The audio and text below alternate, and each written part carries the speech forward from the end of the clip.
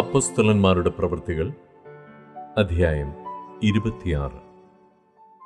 അഗ്രിപ്പാവ് പൗലോസിനോട്, നിന്റെ കാര്യം പറവാൻ അനുവാദമുണ്ട് എന്ന് പറഞ്ഞപ്പോൾ പൗലോസ് കൈനീട്ടി പ്രതിവാദിച്ചതെന്തെന്നാൽ, അഗ്രിപ്പാ രാജാവേ, യഹൂദന്മാർ എൻ്റെ മേൽ ചുമത്തുന്ന എല്ലാ കുറ്റങ്ങളെയും കുറിച്ച് ഇന്ന് തിരുമുമ്പാകെ പ്രതിവാദിപ്പാൻ ഇടവന്നതുകൊണ്ട്, വിശേഷാൽ നീ യഹൂദന്മാരുടെ ഇടയിലെ ആചാരങ്ങളും തർക്കങ്ങളും എല്ലാം അറിയുന്നവനാകിയാൽ ഞാൻ ഭാഗ്യവാൻ എന്ന് നിരൂപിക്കുന്നു. അതുകൊണ്ട് എൻ്റെ പ്രതിവാദം ക്ഷമയോടെ കേൾക്കണമെന്ന് അപേക്ഷിക്കുന്നു. എൻ്റെ ജാതിക്കാരുടെ ഇടയിലും യെരൂശലേമിലും ആദിമുതൽ ബാല്യം തുടങ്ങിയുള്ള എൻ്റെ നടപ്പ് യഹൂദന്മാർ എല്ലാവരും അറിയുന്നു. ഞാൻ നമ്മുടെ മാർഗത്തിൽ സൂക്ഷ്മതയേറിയ മതഭേദപ്രകാരം പരീശനായി ജീവിച്ചുവെന്ന് അവർ ആദിമുതൽ അറിയുന്നു. അവർക്ക് മനസ്സുണ്ടെങ്കിൽ സാക്ഷ്യം പറയാം. ദൈവത്താൽ നമ്മുടെ പിതാക്കന്മാർക്ക് ലഭിച്ചതും നമ്മുടെ 12 ഗോത്രങ്ങളും രാപ്പകൽ ശ്രദ്ധയോടെ ആരാധിച്ചുകൊണ്ട് എത്തിപ്പിടിപ്പാൻ ആശിക്കുന്നതുമായ വാഗ്ദത്തത്തിലുള്ള പ്രത്യാശ ഹേതുവായിട്ടത്രേ ഞാനിപ്പോൾ വിസ്താരത്തിലായിരിക്കുന്നത്. ആ പ്രത്യാശയെ ചൊല്ലിയാകുന്നു രാജാവേ, യഹൂദന്മാർ എൻ്റെ മേൽ കുറ്റം ചുമത്തുന്നത്. ദൈവം മരിച്ചവരെ ഉയർപ്പിക്കുന്നത് വിശ്വാസയോഗ്യമല്ല എന്ന് നിങ്ങൾക്ക് തോന്നുന്നത് എന്ത്? നസ്രായനായ യേശുവിൻ്റെ നാമത്തിന് വിരോധമായി പലതും പ്രവർത്തിക്കണമെന്ന് ഞാനും വിചാരിച്ചു. സത്യം, അത് ഞാൻ യെരൂശലേമിൽ ചെയ്തിട്ടുമുണ്ട്. മഹാപുരോഹിതന്മാരോട് അധികാരപത്രം വാങ്ങി വിശുദ്ധന്മാരിൽ പലരെയും തടവിലാക്കി അടച്ചു. അവരെ നിഗ്രഹിക്കുന്ന സമയം ഞാനും സമ്മതം കൊടുത്തു.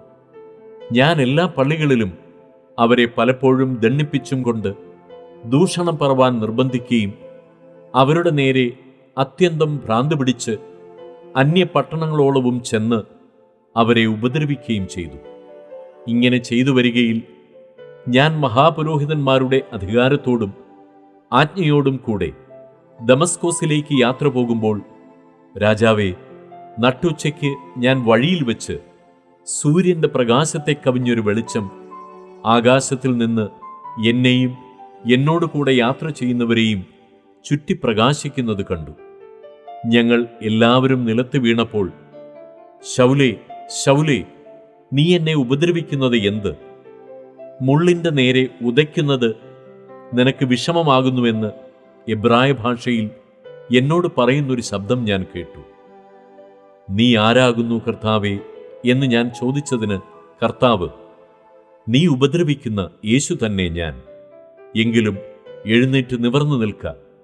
നീ എന്നെ കണ്ടതിനും ഇനി ഞാൻ നിനക്ക് പ്രത്യക്ഷനാവാനിരിക്കുന്നതിനും നിന്നെ ശുശ്രൂഷകനും സാക്ഷിയുമായി നിയമിപ്പാൻ ഞാൻ നിനക്ക് പ്രത്യക്ഷനായി. ജനത്തിൻ്റെയും ജാതികളുടെയും കയ്യിൽ നിന്ന് ഞാൻ നിന്നെ രക്ഷിക്കും.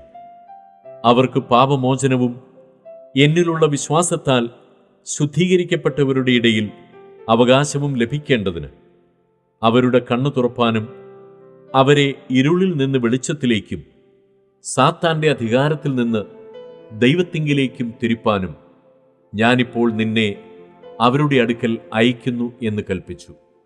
അതുകൊണ്ട് അഗ്രിപ്പാ രാജാവേ, ഞാൻ സ്വർഗീയ ദർശനത്തിന് അനുസരണക്കേട് കാണിക്കാതെ ആദ്യം ദമസ്കോസിലും യെരൂശലേമിലും യഹൂദ്യദേശത്തെങ്ങുമുള്ളവരോടും പിന്നെ ജാതികളോടും മാനസാന്തരപ്പെട്ട് ദൈവത്തിങ്കിലേക്ക് തിരിഞ്ഞ് മാനസാന്തരത്തിന് യോഗ്യമായ പ്രവൃത്തികൾ ചെയ്യണം എന്ന് പ്രസംഗിച്ചു. ഇതു നിമിത്തം യഹൂദന്മാർ ദൈവാലയത്തിൽ വെച്ച് എന്നെ പിടിച്ച് കൊല്ലുവാൻ ശ്രമിച്ചു. എന്നാൽ ദൈവത്തിൻ്റെ സഹായം ലഭിക്കിയാൽ ഞാൻ ഇന്ന് വരെ നിൽക്കുകയും ചെറിയവരോടും വലിയവരോടും സാക്ഷ്യം പറഞ്ഞു പോരുകയും ചെയ്യുന്നു. ക്രിസ്തു കഷ്ടമനുഭവിക്കുകയും മരിച്ചവരുടെ പുനരുത്ഥാനത്തിൽ ആദ്യനായി ജനത്തോടും ജാതികളോടും വെളിച്ചമറിയിക്കുകയും ചെയ്യുമെന്ന് പ്രവാചകന്മാരും മോശയും ഭാവി കാലത്തെക്കുറിച്ച് പ്രസ്താവിച്ചതൊഴികെ വേറെ ഒന്നും ഞാൻ പറയുന്നില്ല.